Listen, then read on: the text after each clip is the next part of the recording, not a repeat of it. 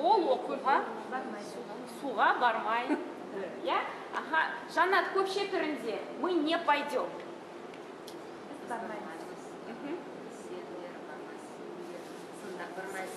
Бармайсыңдар. Сыздар. Пример приведите в отрицательной форме. Я не уйду. Нет, кету уходить я не уйду. Кеты? Ага, я не уйду. Мен. Давайте выберем нужный суффикс. Кет. Кетпей.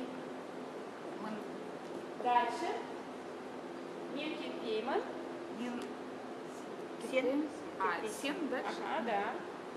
Сен кетпей, сын. Ага. Сіз кетпей, сіз. Ага. И ол кетпейді. Ол кетпейді. Сөйлем. Предложение придумайте. Он сегодня не уедет. Ол бүгін кетпейді. Он. Кетпейді, да? Да. Ол бүгін кетпейді.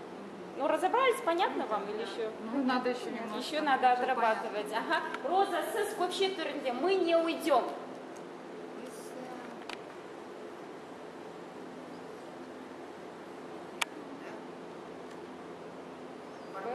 Нет.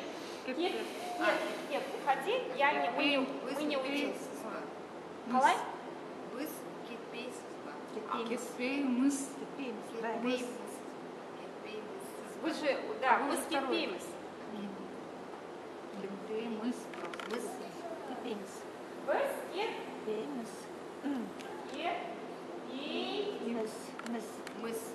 Ваня надо, да? Біз кетпейміз. Это вопрос. Это у нас множественное число. Дальше. Сендер. Сендер. Кетпейсіздер. Почему сіздер? Сендер. Кетпей? Сындар. Не подсказывай. Сендер, дұрыс, правильно. Дальше. Сіздер. Сіздер кетпейсіздер. Да. Олар кетпей. Олар кетпейді. Ага. Будущее время у вас было. Хорошо, Надея, как вы скажете? Я не буду писать.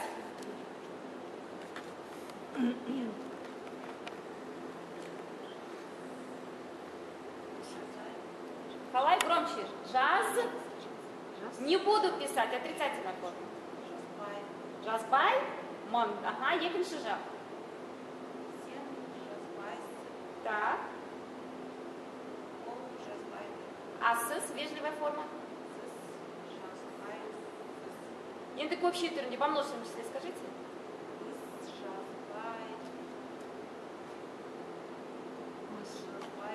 Ага. Сендер. Твердое слово. Сындар. Ага. Сіздер. Сыздар. Ага. Олар. Жазбайды.